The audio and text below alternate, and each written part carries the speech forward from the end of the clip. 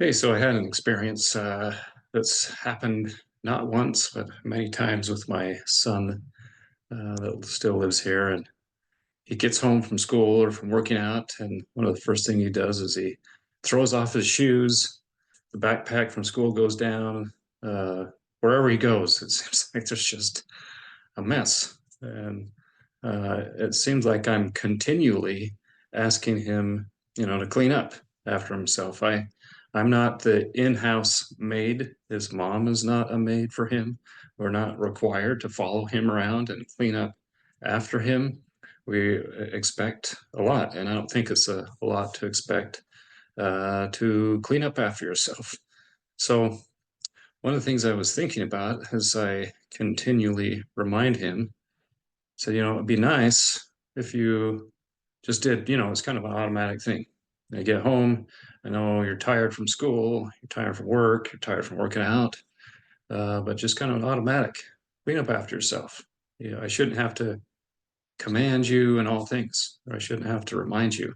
I know it gets old for you to be continually nagged about something, but just needs to happen.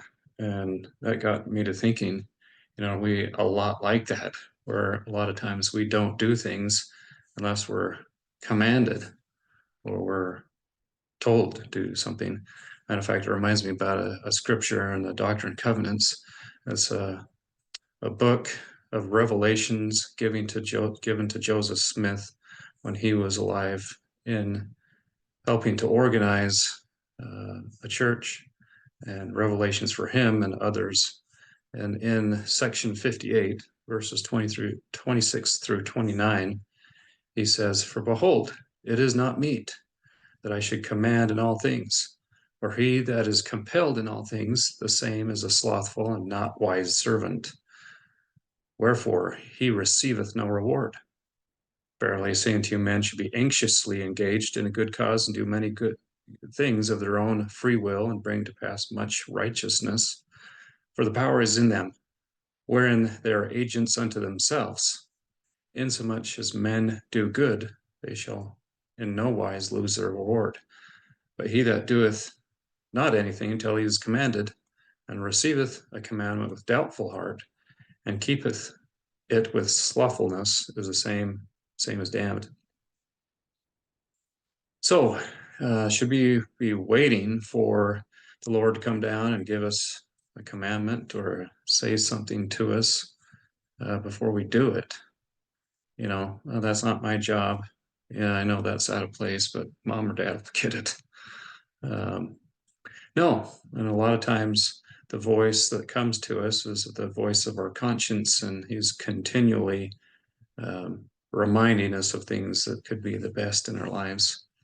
But beyond that, we should be looking for opportunities. A very simple thing years ago when I was growing up in my parents' home, I was probably, I don't know, 10 or 12, very young, a few years ago. My mom had a hair salon, and so she would have all these ladies come to the house, mostly older ladies. They were old back when I was a kid, and they're super old now, but she still does that. They'd come to the basement and get their hair done. A lot of them, she would do this back combing. So they'd come in, and if you know what that is, she'd use her comb and kind of look like almost an afro. But they loved it. And my mom helped provide for our family by doing it. But sometimes I'd come home and the whole house would smell like permanence, if you know what that smells like. And it wasn't real pleasant. But my mom was constantly on her feet, and she was exhausted by the end of the day.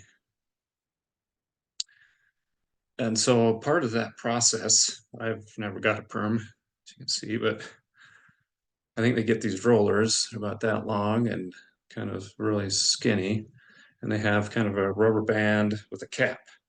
And they put these papers, I think they roll up the hair, put papers around it, and then take this rubber band and cap and cap that so it doesn't unroll. Anyway, I would get home and go downstairs and see that by the time she was done with her day, she was exhausted, and there was rollers and these papers just all over. And I think her intention was to clean it all up in the morning and start over. And so I had this idea, you know, why don't I help? So yeah, I'd spend a few minutes, clean up all this mess, put all of the curlers and stuff back into their areas, and help without being told. And something as little and as dumb as that, I know made a huge difference to her because she told me. And I think it meant more to her because she didn't ask me to do it, something I saw a need and I just did it. Another example, this is more recently, maybe just a few months ago. I'm always looking for opportunities. My son has found a new interest. He enjoys repairing cars. I don't see it. I don't like it. I will gladly pay someone to repair my car. I've changed my oil and I know how to do the basics, but that's about it. But he was having issues with a brake line, and I think the master cylinder or something that's on inside the hood of the car on the firewall, I think he decided to replace. I said, "That's crazy," you know. But he just was determined. You know, he had some classes. He worked at a repair shop. He felt like he had the confidence to do it, and he had YouTube, I guess. But he had a friend that decided to come and help, and his friend and him had been working on this for hours. And I started to get the feeling that his friend was like, "I'd like to go home." And so I decided, what would the best thing be? Well, I went out and I said, "Hey, Cole, let me see if I can give you a hand. I don't really know how to do this, but I'm glad to help." And with that, his friend's like, "Hey, I'm gonna head home now. Let me know how it goes." And so I put aside what I wanted to do with my afternoon. Getting my hands dirty was not really what I wanted to do, but what was more important is spending time with my son and doing something that he enjoyed. The opportunities are all around, helping people improve. I told a story about the guy, my other son, we were at a batting cage one afternoon. This guy, just out of the blue, had played in the minor leagues and from what I remember, even in the majors. And he stopped and spent like a half hour at least, maybe longer with us, helping my son perfect his swing, giving advice when, maybe some people would have been rude. I don't know why, but offended that they thought, me being the dad, I know everything and I'm not willing to accept help. That's not how I am. But this guy went out of his way to help someone improve. We can make this world a better place. We can be anxiously engaged in a good cause at all times. You can make the trail behind you better and easier to travel for the ones coming from behind. Or you can make the trail more difficult and harder to travel for those behind you. It's interesting. My wife and I, we have two dogs, little ankle biter dogs. I would prefer not to claim them, but my wife loves them, so I have to tolerate. But every day we go on a walk down here in southern Utah. We have miles and miles of paved trails, and I'm always amazed that a lot of people are very kind and friendly, and but I'm amazed at some of the ignorance and the how self-absorbed somebody has to be to leave a big pile of dog crap right in the middle of the trail. And sometimes I get to a section of the trail and I just kind of scratch my head and think, you had to have seen your dog squat there for a while in the middle of the trail and not do anything about it. So, yeah, I'll take a big stick and kind of brush that stuff off. Try to make the trail better for people behind you, because there's a lot of people on bikes, and sometimes they come up side by side, and someone's bound to run through that stuff and take home with them. I also try to find thorns. There's a lot of um, thorn plants and that grow close to the trail, and so I'm always trying to brush that stuff off. But what kind of person do you have to be looking for those opportunities and trying to make things better?